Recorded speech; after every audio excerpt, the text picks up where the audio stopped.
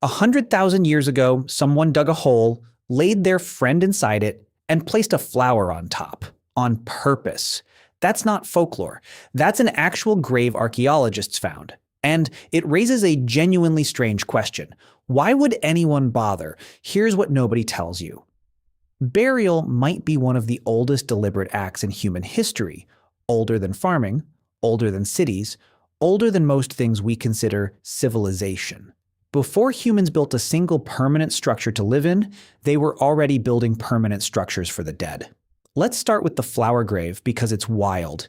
At a site called Shanadar Cave, archaeologists found ancient pollen clusters around a burial, leading some researchers to believe flowers were placed with the body.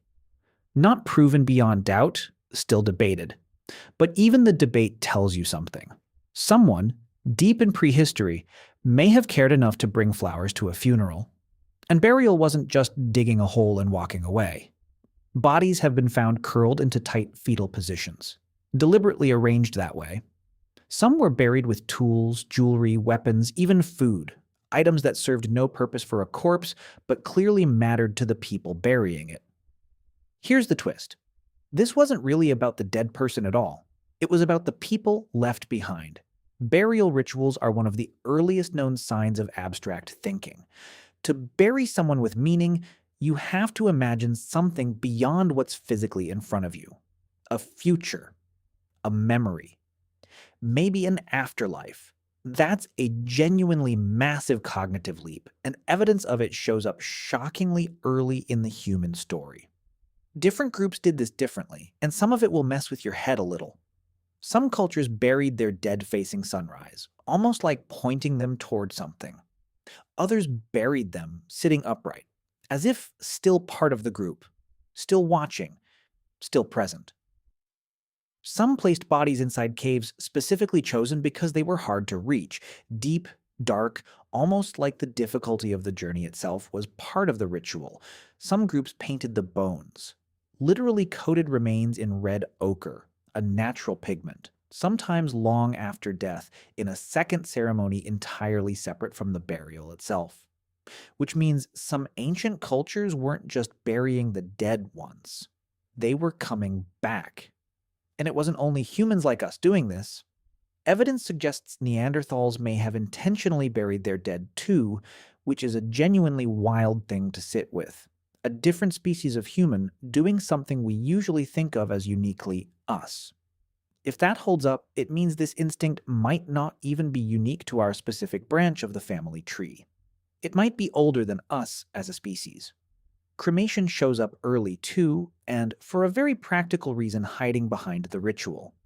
Fire destroys bodies fast, which mattered in places or times where disease spread easily through a community. Ritual and practicality were never fully separate. They were tangled together from the start, each one quietly reinforcing the other. Here's something that should genuinely surprise you. Grave goods, the objects placed with a body, weren't random. Archaeologists have found real status differences in ancient burials. Some graves are elaborate, packed with valuable items, ornate jewelry, rare materials traded from far away. Others are simple, almost bare. That means social hierarchy existed early enough to follow people into death itself.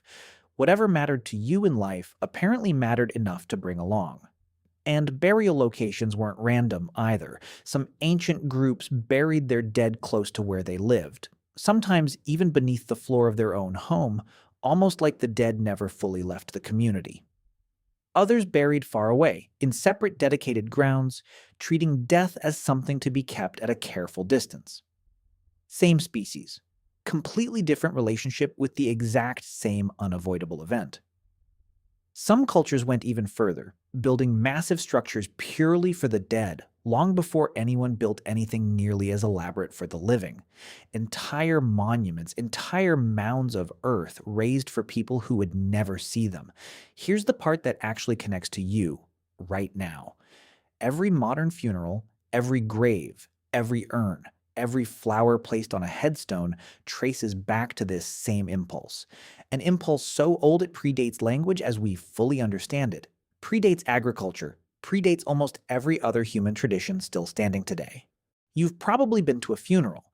Maybe you've placed a flower somewhere, or stood quietly at a grave, or kept something small that belonged to someone you lost.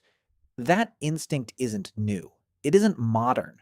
It's one of the oldest, most consistent behaviors humans have ever repeated across tens of thousands of years, across completely different cultures who never met each other, who never shared a language, who somehow arrived at the same basic idea anyway. Not because someone taught them to, because something in being human seems to demand it. So, next time you're at a funeral or you see flowers resting on a grave, remember, you're not witnessing a modern custom. You're witnessing one of the oldest continuous behaviors in the entire human story. One that started before writing, before cities, before almost everything else we point to as the beginning of civilization. It might actually be where civilization begins.